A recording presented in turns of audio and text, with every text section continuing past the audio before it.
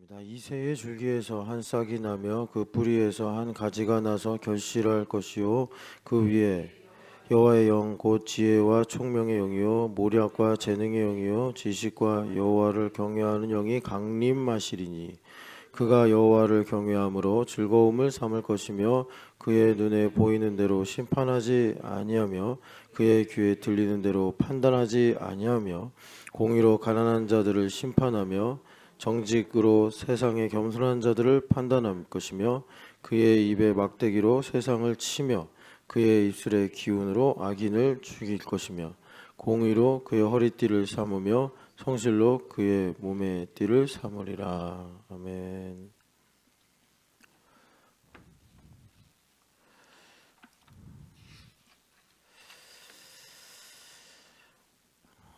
여기 11장 1절부터 5절 말씀은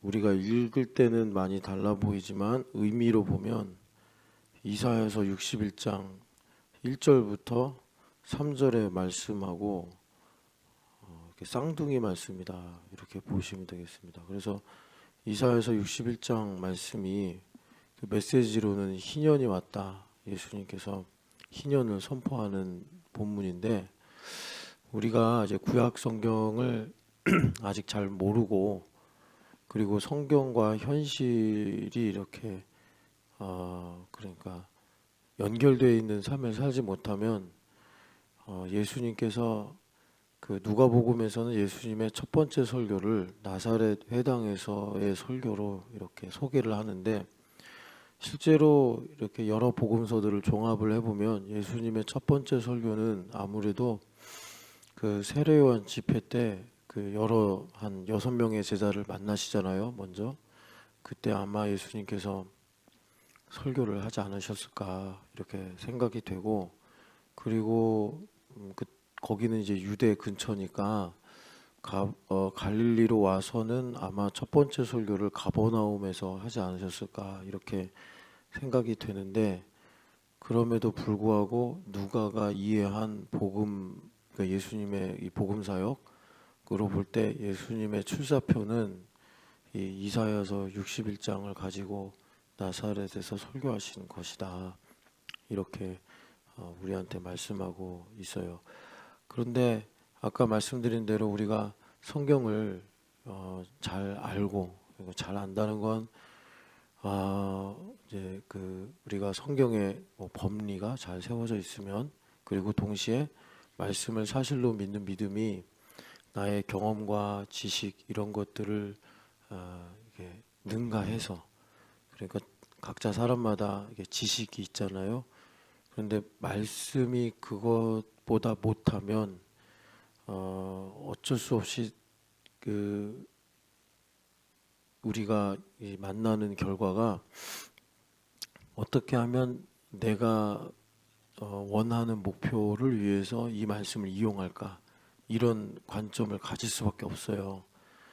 그건 당연한 것이 지식이 더 높기 때문에 말씀이 내가 가지고 있는 지식에 복종하는 이 비정상적이고 기형적인 형태의 신앙을 갖게 되는 거예요. 그래서 하나님의 능력이 견고한 진을 파하고 하나님을 아는 것을 대적하여 높아진 이론들을 사로잡아 그리스도께 복종시킨다 이렇게 바울 사도가 영적인 전쟁에 대해서 우리한테 말씀을 하고 있죠. 그래서 참 이 배우는 건 참 좋은데 우리 아이들도 오늘 이렇게 새벽에 많이 나왔는데 얘네들이 그냥 배움을 멈추고 그냥 이 상태로 평생 사는 게 행복하다고 말할 수도 있어요. 제가 지금 말하는 관점을 아시죠? 그 미국의 메노나이트들이 있어요. 많은 수는 아니지만 메노나이트들은 13살까지만 공부를 한다고 하더라고요. 뭐 100 몇 년 전에 세운 조상들이 만든 그 법이겠죠. 그래서 13세까지만 공부하고 공부를 안 시킨대요. 아마도 이제 뭐 한 19세기나 20세기 초반에 이 메노나이트들이 극단적으로 하여튼 순수하게 신앙을 추구하다 보니까 이 기하급수로 늘어나는 지식들이 결코 우리 신앙에 도움이 안 된다라는 판단을 내린 거겠죠. 그러니까 지식이 많아지면 많아지는 게 문제가 아니라 그 지식을 능가하는 하나님을 아는 지식이 있어야 되는데 일반적으로 부모들이 애들한테 학문은 가르쳐는 열정이 있어도 그 하나님을 아는 지식에 대해서는 사실 너가 알아서 해라 이런 분위기로 양육, 훈육을 하거든요. 대부분 다 그래요. 그리고 또 이제 학교를 보내면 학교에서 애들이 배우고 경험하는 그런 지식의 어떤 성장 속도 이게 엄청 빠르기 때문에 요즘은 더 그렇죠. 그래서 웬만하면 참 그런 우리가 신앙 교육을 잘 균형 있게 가져가는 게 쉽지가 않단 말이에요. 여하튼 그래서 우리가 그 뭐 타의반 자의반으로 지식이 막 우리 안에 주입이 됩니다. 근데 그것을 넘어서는 하나님을 아는 지식이 있어야 되는데 이제 그렇지 못하면 그 내가 믿는 말씀을 내가 추구하는 목표를 위한 수단으로 보게 된다. 그거는 뭐 내가 인위적으로 그렇게 조작을 하거나 순서를 매기는 게 아니고 그렇게 될 수밖에 없어요. 구조상 그렇게 될 수밖에 없어요.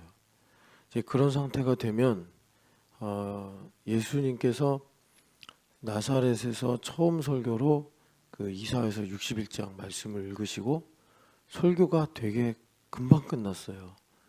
오늘 너희 귀에 이 글이 응하였다. 이게 설교의 전부였어요. 뭐 예화도 들지 않으시고 뭐 성경 말씀 왜 그런지 이게 무슨 뜻인지 뭐 주해도 안 하셨어요. 예수님은 그 설교하실 때 많은 유대인들이 그랬잖아요. 서기관의 이 또 권위와는 다르다. 다른 권위가 있다. 이렇게 말씀할 정도로 영적인 권위가 있었어요. 이거를 누가는 예수님의 처음 설교다 이렇게 우리한테 소개하는데 엄청 충격적이란 말이에요. 왜냐하면 여러분들이 이제 구약 성경을 보면은 희년이 한 번도 이루어지지 않았어요. 이걸 여러분들이 묵상을 해보면 좀 더 이제 신앙의 지평이 넓어질 텐데 희년이 이루어질 뻔한 때가 있었어요. 그럼 우리가 생각할 때 모세 때인가 이럴 수 있잖아요. 근데 모세는 40년만 하고 갔기 때문에 희년은 50년째 오는 거라 되지 않았어요. 그럼 여호수아 때인가? 근데 여호수아 때도 희년이 없었어요. 왜냐하면 40년 땅이 없이 살다가 가나안 땅에 들어간 지 10년밖에 안 되는데 희년이 있을 리가 있나요? 그러면 그때 여호수아 이후로는 혼란기니까 없었을 거고 계속 뭐 우상 숭배하고 이랬으니까요. 그러면 다윗 때쯤인가? 근데 다윗도 글쎄요. 다윗 때쯤 됐을 때는 가나안 들어간 지 한 400년 정도 지난 후거든요. 어디를 기준으로 희년을 계산해야 되지? 이게 아마 좀 헷갈리지 않았을까. 그리고 다윗도 참 그 힘들었잖아요. 전쟁도 많았고 또 쿠데타도 있었고. 여하튼 그 다윗 때도 희년이 없었어요. 그러면 언제 희년에 가장 가까웠냐면 참 우리가 생각할 때 이해가 잘 안 되는데 시드기야 왕 때 한번 희년이 있을 뻔하다가 너무 이 현실의 벽이 도전이 강해서 선포했다가 뭐 3일 천하처럼 취소가 돼 버렸어요. 그걸 근거로 하나님께서 너희들을 칼로 심판하겠다 이렇게 말씀하시는데 한 번도 없었던 그 희년 그리고 이제 70년 있다 돌아오잖아요. 그리고 한 400년이 지나가는데 그 사이에도 희년이 없었어요. 그런데 뭐 사람이 볼 때 대단한 힘이나 재산이나 뭐 능력을 갖고 있는 것 같지 않아 보이는 거기 나사렛에 회당에 모인 사람들이 하는 말이 목수의 아들 아니냐, 뭐 유다의 형 아니냐, 뭐 이러면서 뭐 하마평같이 막 예수님을 이게 평가절하하는 말들을 하잖아요. 그러니까 이제 예수님께서 이러니까 엘리야 때 사르밧 과부가 복 받았지. 이러니까 엘리사 시대 때 나아만 장군만 치유받았지. 이렇게 2부 설교를 하시는 바람에 예수님께서 죽을 뻔하셨죠. 여하튼간에 이제 누가가 그 말씀을 우리한테 자세하게 소개하면서 희년이라는 것이 이렇게 참 우리한테 충격적이고 복된 일인데 사람들은 원하지 않는다. 역설적으로 이렇게 우리한테 보여주고 있습니다. 그 희년에 관한 말씀이 여기 11장에도 똑같아요. 그래서 희년이란 말은 안 나오는데 우리가 읽은 5절 이하를 보면은 이리가 어린 양과 함께 살며 표범이 어린 염소와 함께 누우며 송아지와 어린 사자와 살찜 짐승이 함께 있고, 우리가 찬송할 때 부르는 것처럼 어린아이가 독사굴에 손 놓고 장난을 쳐도 독사가 물지 않는다, 이런 말씀이 있어요. 여러분들이 또 우리가 바라기는 이게 이제 하나님 나라를 우리한테 이렇게 이미지로 말씀한 건데, 이런 하나님 나라에 사시기를 축복합니다. 예수님은 이 희년을 위해서 오셨고 예수님께서 이 희년을 우리 가운데 이루시는데 결정적인 것이 뭐냐면 여기 2절에 여호와의 영이 강림하리니, 이 말씀이에요. 이것이 이사야서 61장하고 이렇게 연결되는 부분인데 이사야서 61장도 보면은 성령 하나님께서 나에게 임하시어 나에게 기름 부으사 가난한 자들에게 복음을, 이렇게 그 말씀하죠. 여기서는 하나님의 영이 임하는데, 성령 하나님이 임하시는데 그 영은 지혜와 총명의 영이요 모략과 재능의 영이요 지식과 경외하게 하는 영이다라고 말씀하고 있습니다.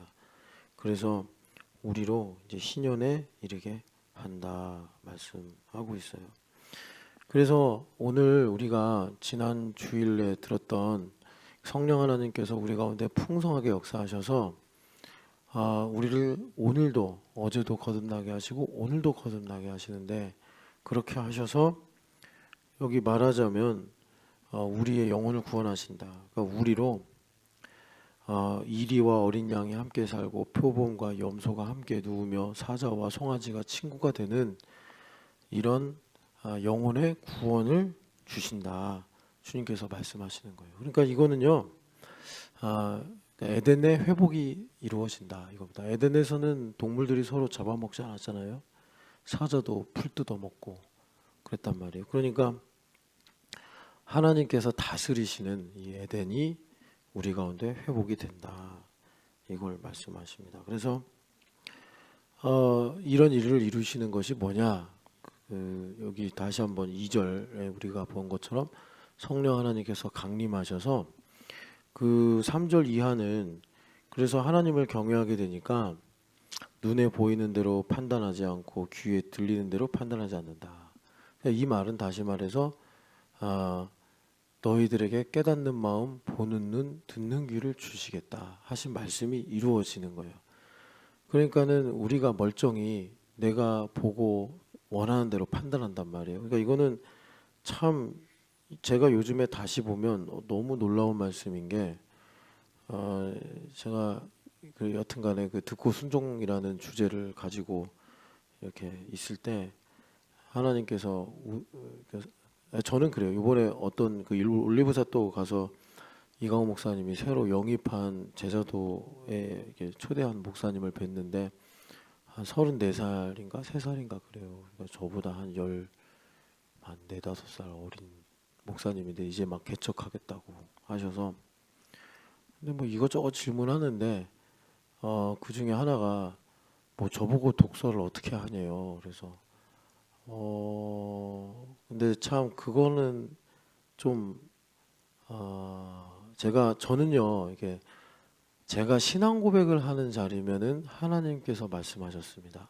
하나님께서 가르쳐 주셨습니다. 이렇게 말하겠는데, 그분이 물어본 건 저의 신앙 고백을 요구한 건 아니고 제가 독서를 어떻게 하는지 뭐 그런 어떤 사실관계를 궁금해서 물어본 거잖아요. 그럴 때는 그렇게 대답을 해야 되거든요. 이번에 만약에 이제 토요일 날에 그 우리 준하기가 미국 가기 전에 나는 에버랜드를 꼭 가고 싶어요. 그래가지고 김 목사님이 그냥 좀 주말에 쉬고 또 뭐 운동도 하고 그러면 좋은데 굳이 준하기 사랑해서 또 준하기랑 목사님이랑 둘만 가면 재미가 없잖아요. 그러니까 이제 친구들 다 데리고 에버랜드를 가겠대요. 그러면 이렇게 이제 말할 수 있어요. 김 목사님 왜 에버랜드를 가요? 그러면 하나님께서 가라고 하셨습니다. 이러면 나랑 얘기를 하지 말자는 얘기죠. 그죠? 뭐 그거 모르겠어요 그런 거를.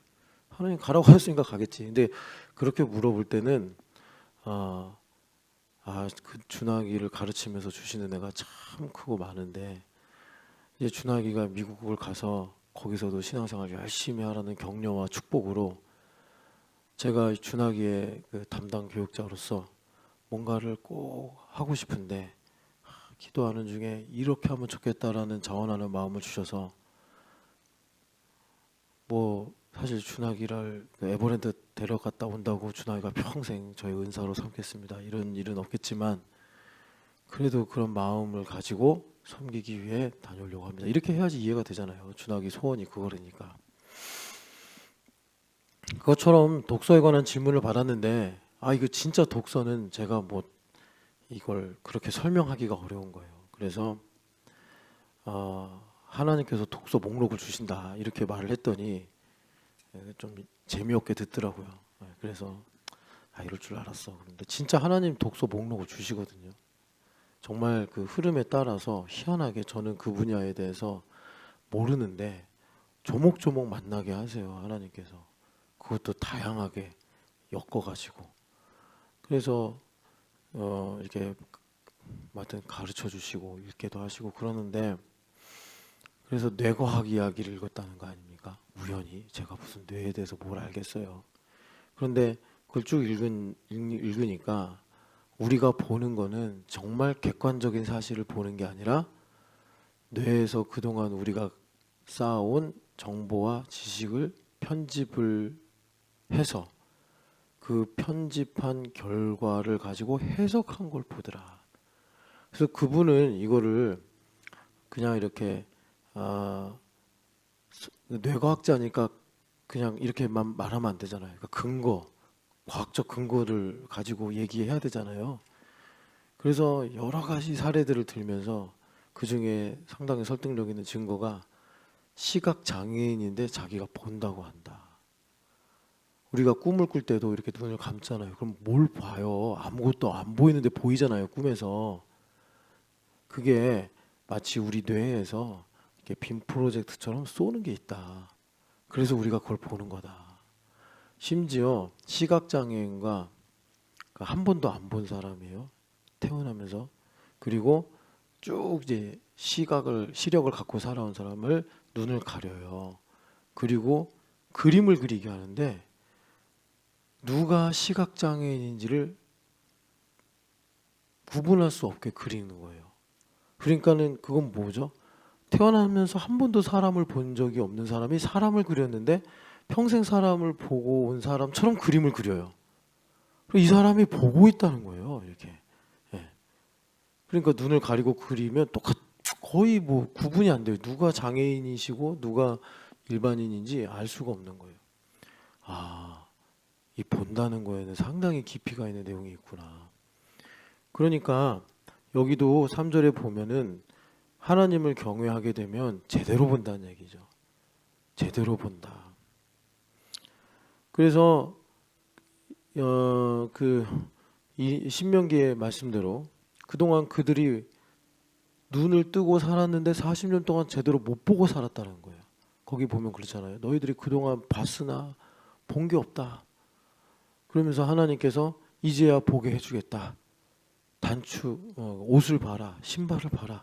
이렇게 말씀하시면서 주님께서 그 눈과 귀에 대한 말씀하시는데 하나님의 성령이 임하시면 기름 부음이 있어서 이렇게 우리에게 이제 보게 하시고 듣게 하시는 일들을 이루신다. 그런데 이런 일들이 이제 우리의 내면의 상태로 보면은 성령 하나님께서 우리를 거듭나게 하시는 것이다. 우리가 그 어렸을 때부터 니고데모에 관한 설교들을 쭉 들으면서 아니 니고데모는 참 멍청이네.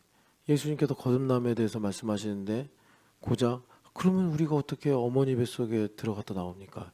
이런 식으로 말했대요 하면서 니고데모를 되게 무시하는데 니고데모가 상당히 품위 있게 예수님은 그때 30살 초반이니까 그리고 아직 니고데모한테는 예수님을 메시아로 믿는 믿음이 생기지 않았을 시점이라 근데 본인이 이제 성경을 알고 있고 또 하나님을 향한 어떤 일말의 진심이 있다 보니 무시를 할 수 없는 거예요. 이 나사렛 청년을. 그러니까 이분이 추정컨대 공회 회원이고 바리새인의 지도자다라고 하면 한 50이 넘었을 시점이겠다. 이분이 밤늦게 그렇게 예수님을 찾아가서 사실 정말 질문하고 싶은 건 너 메시아 맞냐? 당신 그리스도이십니까?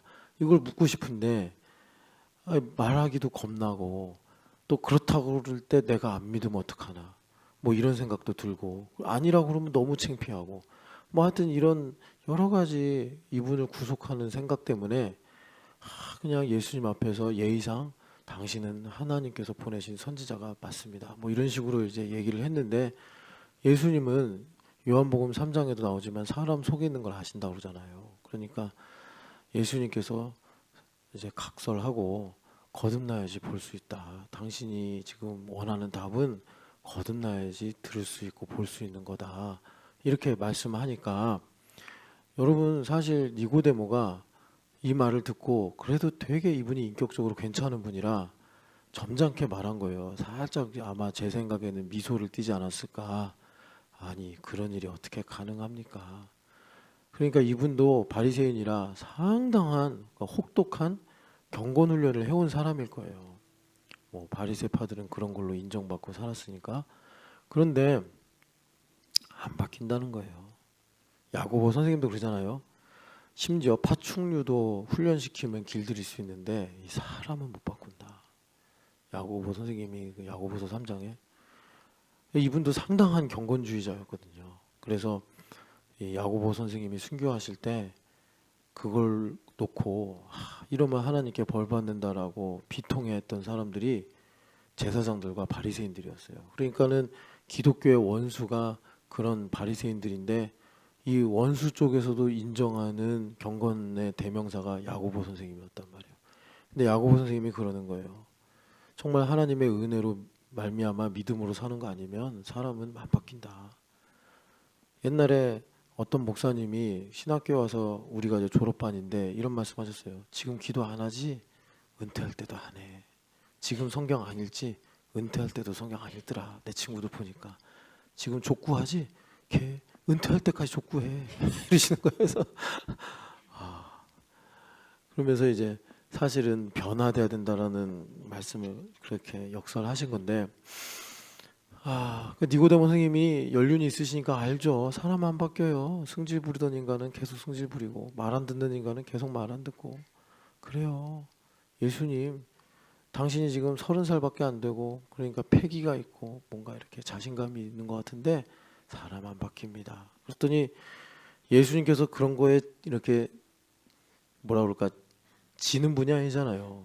아무리 뭐 나이를 가지고 목소리 깔고 얘기한다고 예수님께서 그런가 이러실 분이 아니잖아요. 그러니까 예수님께서 아니 당신이 이스라엘의 선생인데 이걸 모르면 어떡합니까?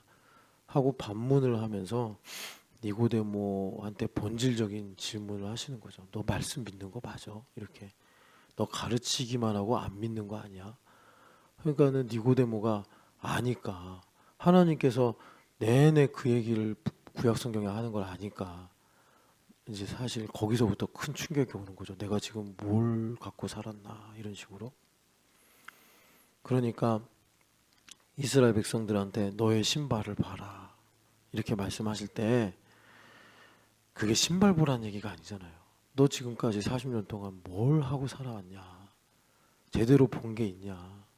제대로 알고 살아온 게 있냐?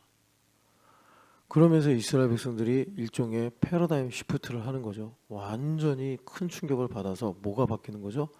본질이 바뀌는 거예요. 본질이.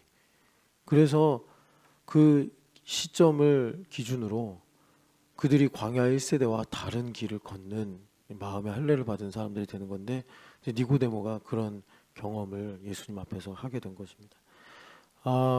그러니까 주님께서 이러한 것들을 오늘도 나를 다시 거듭나게 하시려고 역사하셔서 우리로 오늘 이제 11장에 있는 말씀처럼 보고 듣고 깨닫게 하신다. 근데 이걸 한마디로 기름 부음이다.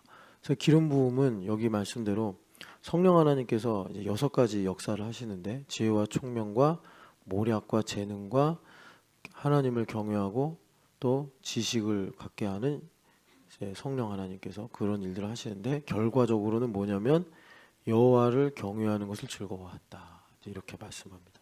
여호와를 경외하는 것을 즐거워한다.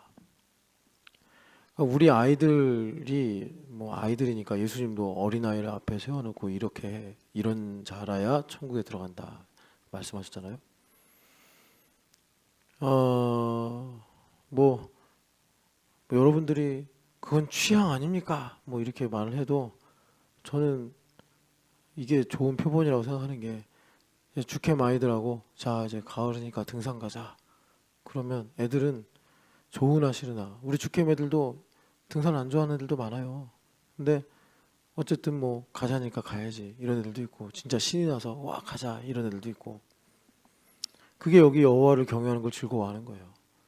자 등산 가자 그러면 입이 막 삐쭉 나오고, 뭐 교회는 예배해야지 왜 등산이나 가라 막 이런 생각하고 있고, 등산 가자 그랬더니 난 인생에서 등산이 제일 싫어 막 이러고 그러니까 이제 여러분, 우리가 정말 그 여기 지금 성령 하나님에 관한 기름 부음의 말씀을 듣고 있는데, 영적인 삶을 살려면 그런 일을 다만 취미 취향 따위로 봐서는 안 된다는 거예요. 그게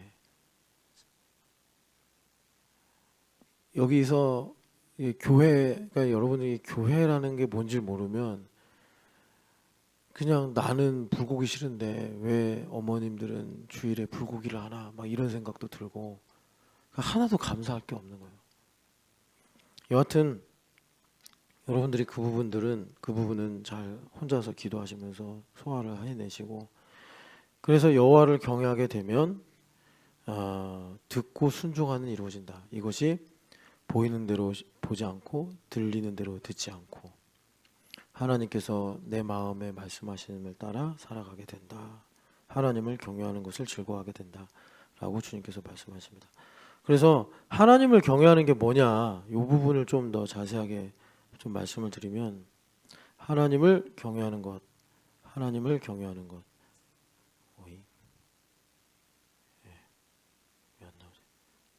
하나님을 경외하는 것, 하나님을 경외하는 것. 됐다. 하나님을 경외하는 것이 뭐냐면요, 여러분, 하나님 자신을 추구하는 겁니다. 우리가. 그래서 하나님께서 창세기 22장에 엄청 기뻐하신 거예요. 하나님 자신을 추구하는 거예요. 돈을 추구하고, 내가 문제가 해결되는 걸 추구하고, 내가 원하는 걸 얻는 걸 추구하는 게 아니라 하나님 아는 거, 하나님 자신을 추구하는 거예요. 그러니까 아삽이 하나님을 가까이 하는 것이 복입니다. 이 거룩의 아주 중요한 명제를 말씀하셨는데, 그 신앙 고백을 하는 데 있어 그분이 먼저 하신 말씀이, 내가 육체가 쇠할 정도로 주님을 사랑합니다. 하늘에는 주밖에 없사오며 땅에서는 주 외에 사모할 자가 없습니다. 이렇게 말씀했단 말이에요. 그게 왜 나온 거죠? 아삽이요, 열심히 성가대장으로 다윗 시대에 섬기는데, 아니 다윗이 다스리는 그 이스라엘에도요 부조리가 너무 많은 거예요. 그러니까 아삽이 나 이제 성가대 지휘자 못해 먹겠네 뭐 이런, 이제 거기 말씀에 보면 막 불만하고 막 불평하는 이야기가 나옵니다. 시험에 든 거예요. 아이, 나 성가대 대장 못하겠네. 막 이러면서 아니 내가 맨날 찬양하면 뭐예요? 악인이 복받고 악인이 장수하고 악인이 형통하고 하박국처럼 아이 못하겠네. 막 이런 생각을 한 거예요. 그런데 하나님께서 기름 부으셔서 듣게 하시니까 그게 무슨 문제였죠? 악인들이 잘 살고 악인들이 복 받는 게 문제가 아니라 내가 하나님 앞에서 치팅하고 있었구나. 이게 드러나는 거예요. 하나님 자신을 추구한 게 아니라 모르겠어요. 아삽이 무슨 그러니까 그 생각을 갖고 있었는지. 여러분 이렇게 얘기해도 잘 실감이 안 되시면 A라는 성도가 있는데 B라는 성도의 허물이 계속 보이는 거예요. 그래서 나도 모르게 B는 이래, B는 저래, B는 뭐래. 그래서 뭐 마음에 안 든다고 얘기하고 다녀. 주님께서도 말씀하셨잖아요. 네 눈에 들보나 먼저 빼라고. 그게 뭐냐면 이거예요. 그러니까 그 사람은 뭐 예를 들어서 우선순위가 다른 거예요. 뭐 자기가 뭐 가족을 우선순위라든지 자기의 성공 우선순위, 자기의 체면 우선순위라든지 그 우선순위가 이게 달라요. 그러니까 하나님 앞에서 치팅하고 있는 거예요. 자기가 교회 와서 하나님 내 아버지십니다. 예수님 나의 주인이십니다. 그렇게 얘기를 입으로는 하는데 사실은 이런 신앙을 갖고 내가 이 땅에서 원하는 걸 좀 얻어보자. 하나님 공급자시니까 그런 일들이 생길 수 있어요. 하나님께서 우리한테 다 주시는 분이니까. 내가 하나님을 경외하지 않으면 하나님께서 뭐 그냥 극단적으로 말하면 나의 진이 같이 이렇게 여겨진단 말이에요. 근데 누가 정말 교회까지 와서 봉사까지 하면서 하나님을 진이라고 말하는 미친 인간이 누가 있겠어요. 그렇게 살면서도 말은 그렇게 안 한다고. 자기가 잘 믿는다고 생각한다고. 그래가지고 우리 예수님은 또 빛이시라 드러내시잖아요. 그 드러내는 게 뭐냐면 돌아다니면서 허물 캐는 거예요. 사실은요, 비의 허물 갖고 비를 비난하는 게 아니라 비를 창조하시고 비를 구원하시고 비를 사랑하시는 하나님을 향해서 내가 지금 손가락질하고 있다는 걸 몰라요. 이게 무식하니까. 그래가지고 그렇게 예수님을 믿어요. 근데 구원은 받을 수 있을지 모르죠. 하나님 주권적으로 역사하시는 거니까. 그런데 인생은 너무 박복해. 너무 박복해. 그래서 여러분 있잖아요.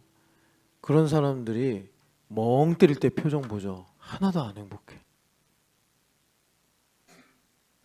이게 멍 때릴 때 있잖아요. 아무하고도 대화 안 하고 가만히 혼자 있을 때 표정. 무섭거나 되게 그러니까 여러분 한번 먼저 예고를 하면 다들 또 관리하니까 가끔 저는 이제 목사님들하고 만나는 시간들이 있어가지고 줌으로 이렇게 보거든요. 근데 제가 이제 이가훈 목사님 말씀 안 듣고 딴짓하는 거죠. 선교사님 얼굴들을 이렇게 뜯어봐요. 이렇게 어떻게 사시나 궁금도 하고 해서. 근데 진짜 이런 선교사님들도 있어요. 그리고 이렇게 보면은 막 무서워요. 그러니까 자기가 무의식 중에 아주 자연스러운 표정. 그러니까 그냥 평소에 마음에 가지고 있는 표정이 그대로 나오는 거예요. 김현우 목사님 정도 되면 제가 캡처를 해가지고 막 보내요. 너 왜 그래? 막 이러면서 무서워. 얼굴 좀 웃어. 내가 막 김현우 목사님이 그냥 껄껄껄 하면서 그냥 많은데 다른 목사님들한테는 그러면 안 되죠, 제가. 근데 여러분 아세요? 여러분도 설교할 때, 설교 들을 때 여러분들의 자연스러운 표정이 나오는 거 아세요? 제가 지금 이게 모니터면은 스크린 캡처를 해가지고 여러분들한테 이게 뭐야 얼굴이 이러고 싶은 얼굴도 있어요. 웃어야 돼요, 웃어야 돼. 우리 웃어야 돼. 제가 이제 장례식을 많이 집례하다 보니까 입관식을 많이 하잖아요. 그러니까 아무리 고인이 화장을 해줘도 그냥 원래 자기 기본값이 나와 얼굴에서. 여러분 혹시 입관 때 나를 볼지 모르겠지만 아름답게 좀 되시기를 축복합니다. 웃고 있으면 얼마나 좋아요. 아, 우리 김 집사님 천국 같구나. 근데 아니 그냥 평소에 맨날 그냥 마음에 응어리가 있어가지고 이러고 있어. 그거 어떻게 그거요? 아무리 그 장의사가 화장을 해줘도 이러고 있는데 완전 찌그러져 있는데 얼굴이. 찌그러져 있는 얼굴을 많이 봤다니까요. 무서운 얼굴도 봤어요, 여러분.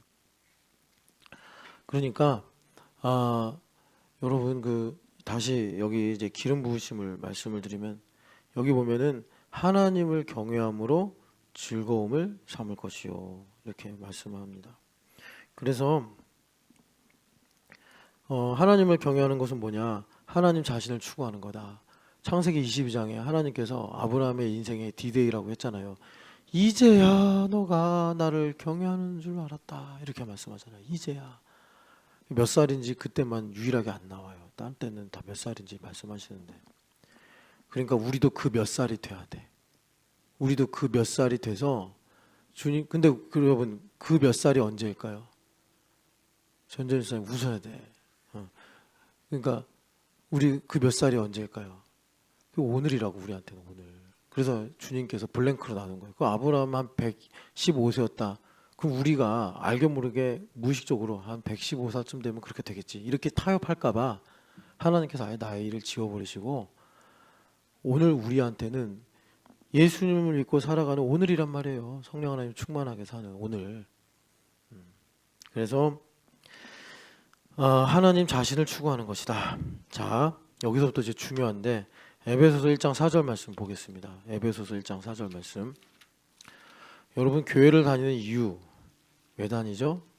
1장 4절부터 6절에 나옵니다. 같이 읽어보겠습니다. 곧 창세전에 그리스도 안에서 우리를 택하사 우리로 사랑 안에서 그 앞에 거룩하고 흠이 없게 하려 하시려고 그 기쁘신 뜻대로 우리를 예정하사 예수 그리스도로 말미암아 자기의 아들들이 되게 하셨으니 이는 그가 사랑하시는 자 안에서 우리에게 거저 주시는 바 그의 은혜의 영광을 찬송하게 하려는 것이라. 아멘.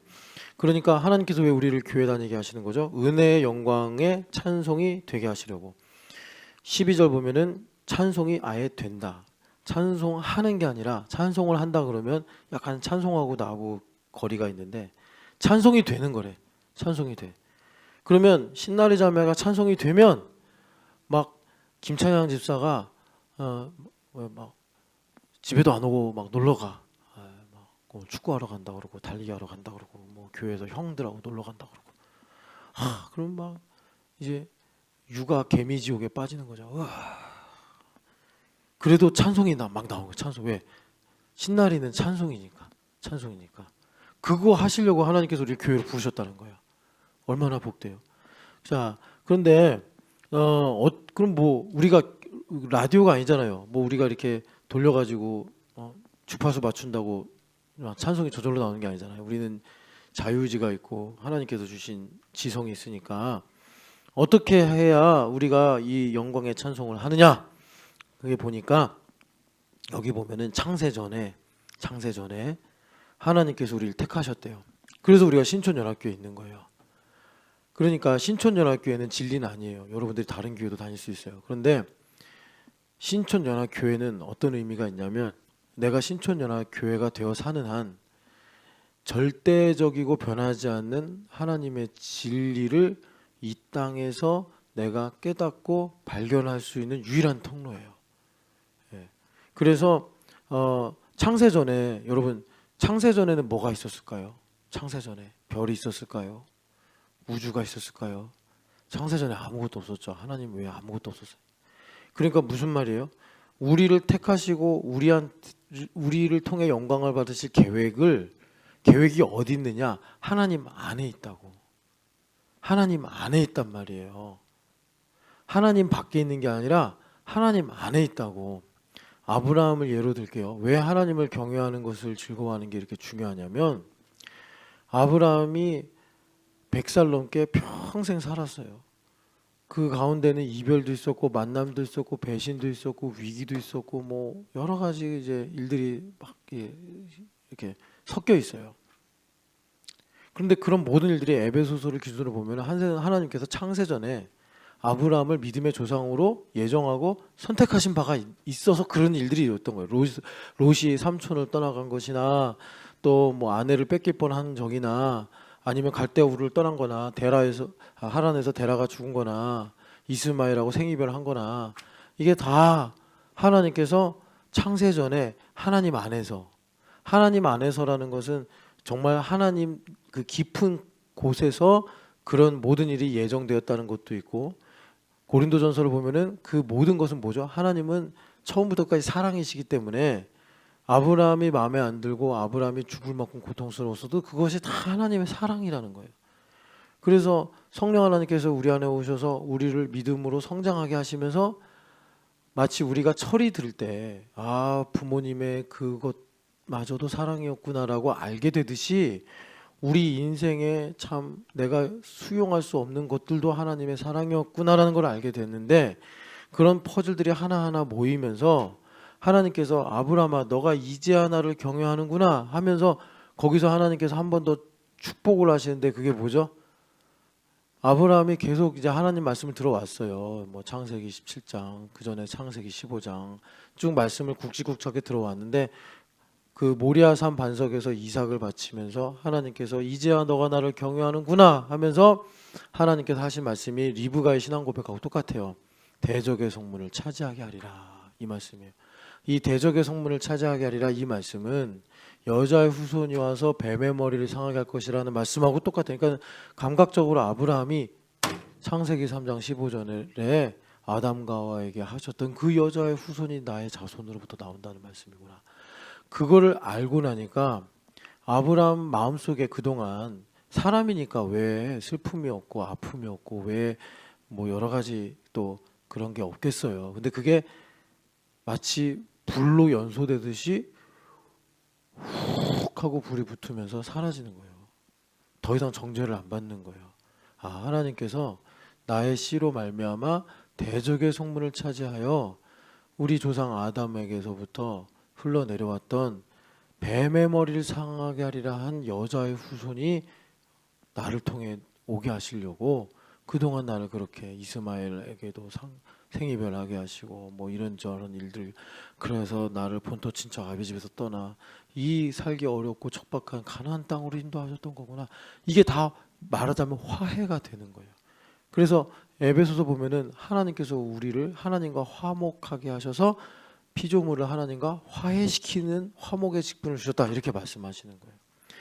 그래서 우리가 하나님을 경외하게 되면 뭐 우리 주제에 하나님과 화해한다라는 표현이 좀 어울리지는 않지만, 나의 인생에 여러 가지 아픔들이 있어서 내가 그 아픔에 감사하지 못하고 그 사람을 사랑하지 못하는 거는 하나님과 화해가 안 되는 거예요.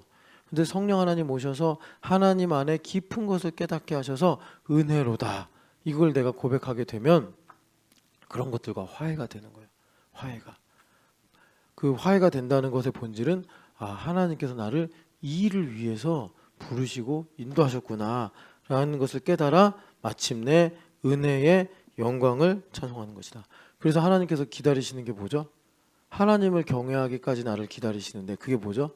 하나님 자신을 추구하는 믿음을 주기를 원하신다라는 거예요.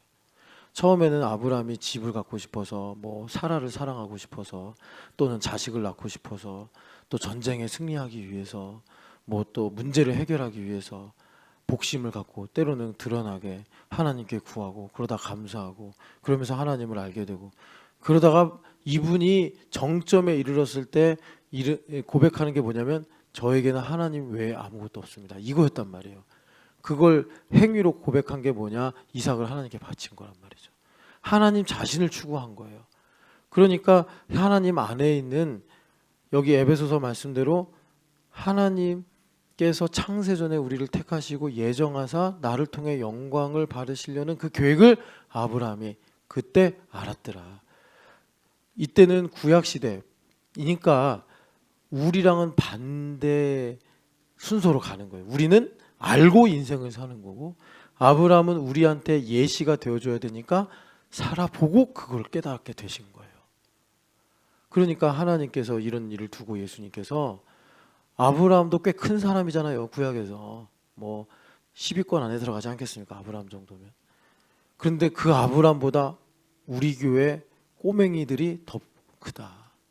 신성현이 더 크다. 뭐 그냥 어리니까 그렇게 예를 든 거고, 뭐 신성현의 믿음이 저보다 좋을 수도 있어요. 어제 보니까 엄청 씩씩해져가지고 뭐 안녕하세요 그러더라고요. 그래서 제가 이 녀석이 진짜 성령 충만한 건가 시험하려고 뭐 그랬더니 짠 하더니 칼이에요 그러는 거예요. 하여튼 어제 되게 신나가지고 놀던데. 여하튼 여러분, 그게 하나님 신성현 수준에서 하나님을 경외하는 걸 즐거워하는 거예요. 몽둥이 하나 들고 와서 이게 칼이래요 자기가. 그래가지고 막 되게, 그러다 제가 이렇게 발로 하는데 툭 차면 또 이러면서 그럴 텐데 하나님을 경외하는 걸 즐거워하는 거예요. 자, 그래서 여러분 여기서 이제 중요한 게 뭐냐면 이 하나님을 추구하는 거, 하나님 자신을 추구하는 거, 이것이 성령 하나님 오셔서 우리 가운데 이루시는데, 그냥 여러분 그 진공 상태에서는 이게 아무 의미가 없잖아요. 사변적인 것에 불과하잖아요. 그래서 어떻게 하는 거냐? 김현빈 자매가 우리 교회 온 지 한 9년 됐어요. 이제 우리 교회 있고 오픈하고 왔으니까. 그때 회심했을 가능성이 높죠. 뭐 그 전에 회심해서 왔는지 그때 좀 다니면서 회심을 했는지 모르겠어요. 근데 뭐 회심 안 했으면 진작에 뭐 교회를 나갔든가 뭐 이제 예수님하고 손절을 했을 텐데, 뭐 적지 않은 여러 고비 속에서도 이렇게 교회에 있는 거 보면, 그리고 캠퍼스 섬기는 거 보면 하나님께서 이 딸을 참 회심하게 하셨구나 생각이 돼요.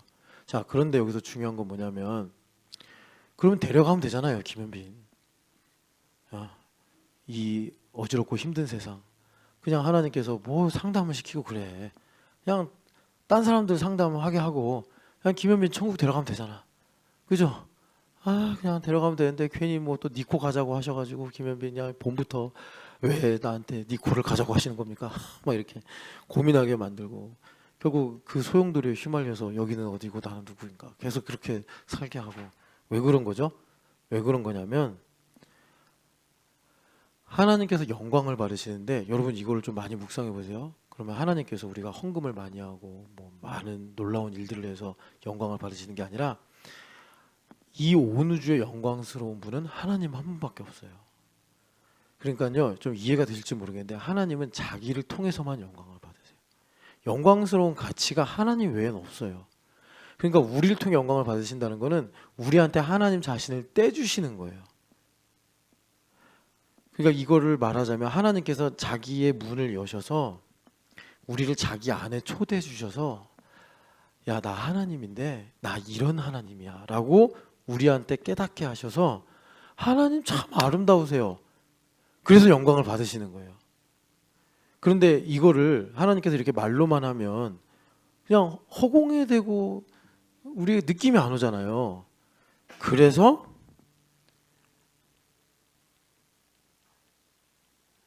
제가 이거 좋아하는 말인데, 여생을 주시는 거예요. 여생.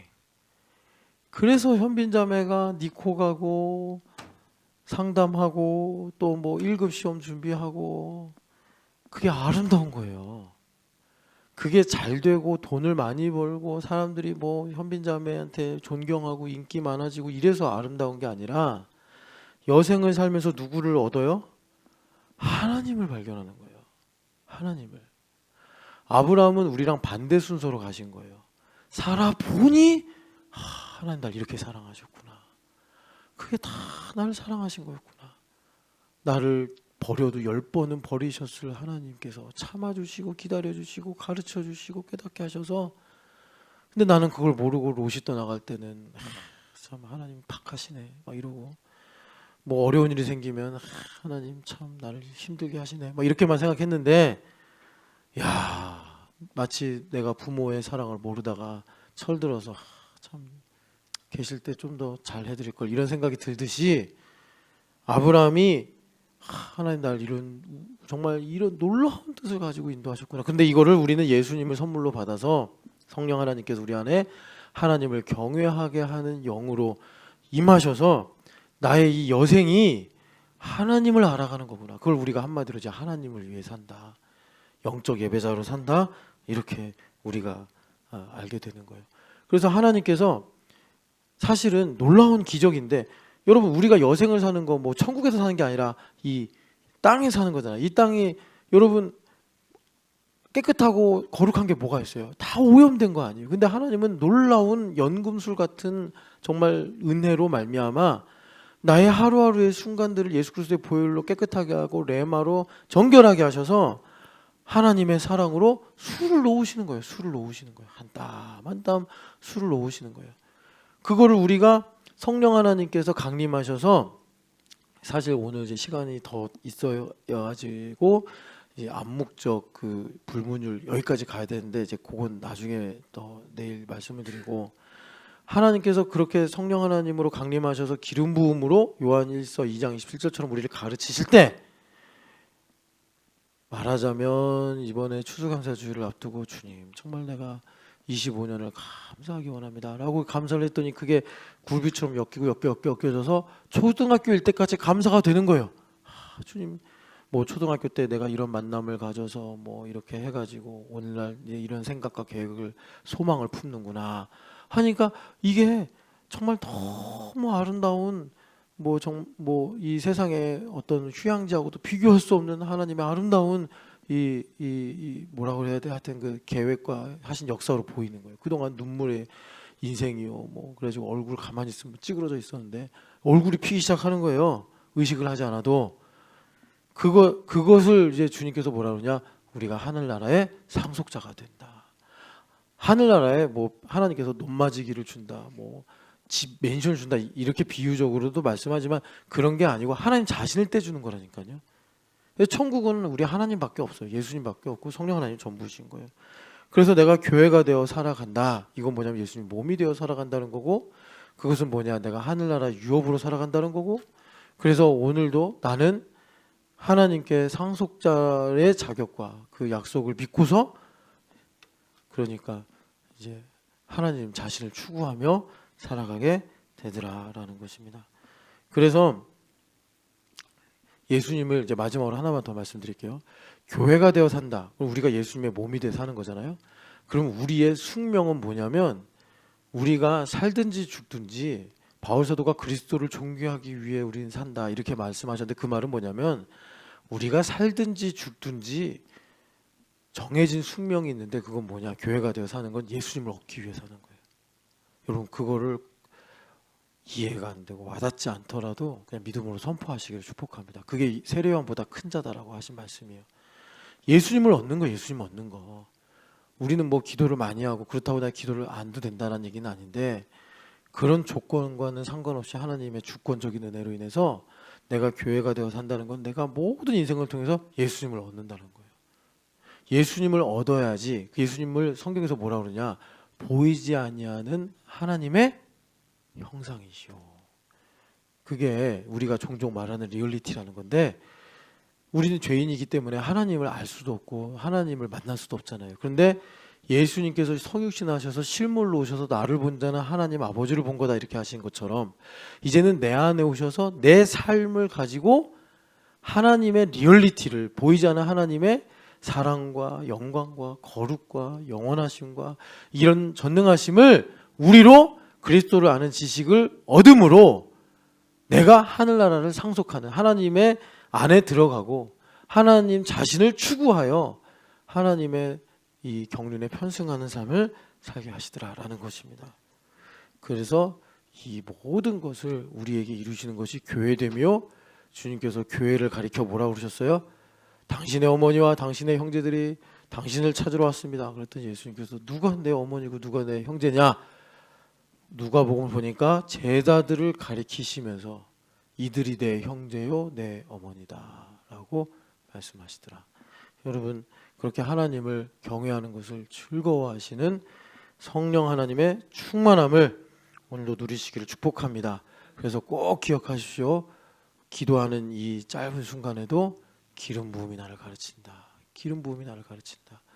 사랑하는 하나님 아버지, 우리가 교회가 되어 대제사장이신 예수님으로부터 흘러내리는 기름 부음이 우리를 보배롭게 하며 또 우리를 영생의 복으로 살아가게 하시는 줄을 믿습니다. 하나님 오늘도 우리가 세례 요한보다 뭐가 크겠습니까? 어떻게 그분을 우리가 흠모할 망정 뭐 흉내라도 내겠습니까? 그럼에도 불구하고 하나님께서 예수님께서 우리를 세례요한보다 크다라고 하신 것은 우리가 누리는 이 은혜가 너무나 깊고 크기 때문에 우리는 세례 요한은 예수님을 안수기도 하고 예수님을 오실 그분이라고 증언한 정도로 그쳤지만 우리는 그 예수님을 내 마음에 모시고 사니 하나님 아버지 받은 복이 세례 요한과 비교할 수 없는 줄을 고백합니다. 하나님 아버지 우리가 그것을 믿는 믿음으로 기름 부음 가운데 살면서 하나님 아버지를 오늘도 알고 창세전에 나를 위해 계획하시고 예정하신 바 하나님의 놀라운 사랑과 은혜를 맛보고 경험하는 우리 신촌연합교회가 되게 하여 주시옵소서.